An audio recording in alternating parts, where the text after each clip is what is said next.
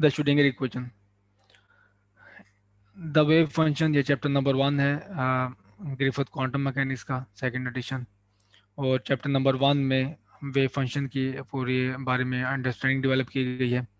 और जो पूरा चैप्टर है वो मुख्तस किया गया है वेव फंक्शन की कंप्यूटेशन में, ये किस तरह से आप कंप्यूट करते हैं, आप इसे इंफॉर्मेशन किस तरह से अखज़ कर सकते हैं।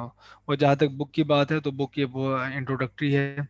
और अगर मैं क्वांटम मैकेनिक्स समझने के लिए इससे, मेरे ख्याल में इससे बेहतर बुक आपको नहीं मिलेगी अगर आप स्टार्ट क्वांटम मैकेनिक्स की एक अंडरस्टैंड डेवलप करना चाहते हैं। और अक्सर क्वांटम मैकेनिक्स के कोर्सेज में जो स्टार्ट लिया जाता है वो ब्लैक बॉडी रेडिएशन से या फिर क्वांटम स्कैटरिंग वगैरह मोटिवेशन डेवलप किया जाता है, फिर डबल स्लिट एक्सपेरिमेंट से। तो यहाँ पे हम सिर्फ बुक को ही फॉलो करेंगे और जहाँ से बुक स्टार्ट होती है हम वहीं से स्टार्ट करेंगे। और मैं आपसे ज्यूम करूँगा कि ये जो आपने टॉपिक्स हैं, ब्लैक बॉडी रेडिएशन और quantum scattering, photo electric effect और डबल स्लिट एक्सपेरिमेंट वगैरह, आपने मॉडर्न फिजिक्स में पढ़े हुए होंगे। तो हम उसको रेफर करते रहेंगे उन टॉपिक्स को जहाँ जहाँ हमें ज़रूरत पड़ेगी। वैसे इसकी कम ज़रूरत पड़ेगी क्योंकि ये बुक जो है काफ़ी स्टैंड अलोन है। तो स्टार्ट करते हैं topic, the wave function. Schrodinger equation topic है हमारा। आप कंसिडर किए कि हमारे पास एक पार्टिकल m है, उसका मैस m है और वो मूव हो रहा है along x axis single dimension में। और उस पर कोई सब्जेक्ट की जाती है फोर्स जो डिपेंड एक्स और टाइम का, पोजीशन का और टाइम का। ये हमारे पास एक सिनेरियो है कि मेरे पास एक मैस m की कोई ऑब्जेक्ट है और उसके ऊपर मैंने फोर्स अप्लाई किया। तो क्लासिकल मैकेनिक्स इस प्रॉब्लम को अप्रोच करेगा और वो एक सिंपल क्वेश्चन होगा कि आपने फाइंड करना है position with respect to time. Classical approach होगी कि आपने पोजीशन फाइंड करनी है इस पार्टिकल की विद रिस्पेक्ट टू टाइम।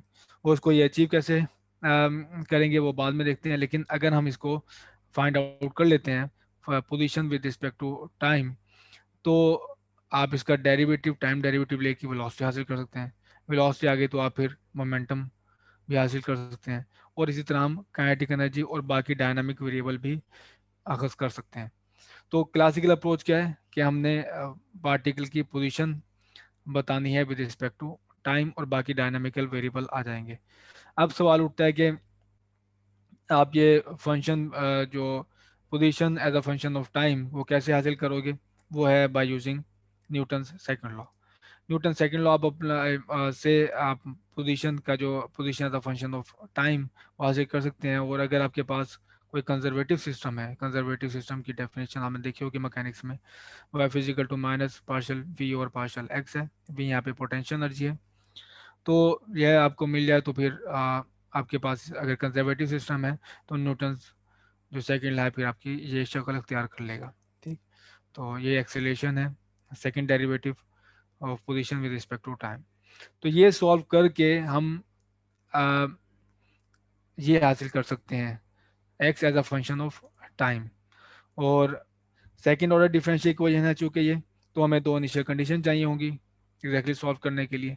तो अमूमन जो इनिशियल कंडीशन होती है हमारे पास वो होता है कि पार्टिकल की पोजीशन एट टाइम जीरो पे क्या थी और पार्टिकल की वेलोसिटी एट टाइम जीरो पे क्या थी। तो इस तरह की अगर दो आपके पास कंडीशन हो, इनिशियल कंडीशंस, और आपके पास ये इक्वेशन हो, तो आप सॉल्व कर सकते हैं, फाइंड कर सकते हैं एक्स को with respect to time. Quantum mechanics approach वो अलग है और वो कुछ इस तरह से है। इधर हम इंटरेस्टेड होते हैं साई एक्स टी। साई हमारे पास है वेव फंक्शन, ठीक है।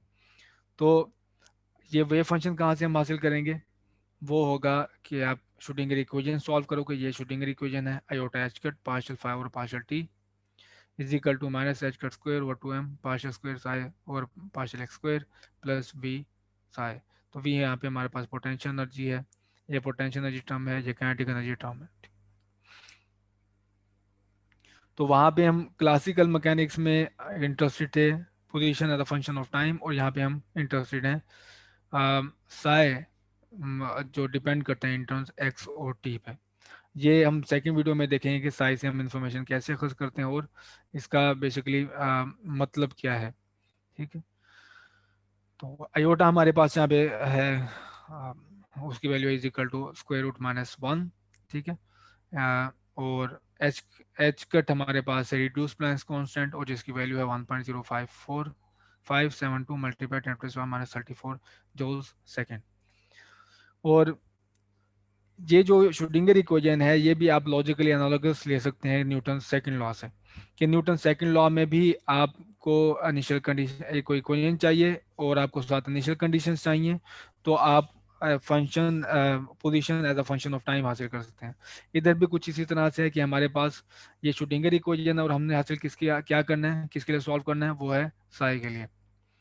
तो साई को एग्जैक्टली सॉल्व करने के लिए कि as a function of time हासिल करने के लिए आपको इनिशियल कंडीशन देना पड़ती है। तो यहाँ पे भी आप इनिशियल कंडीशन देंगे और आप हासिल करेंगे साई को as a function of time.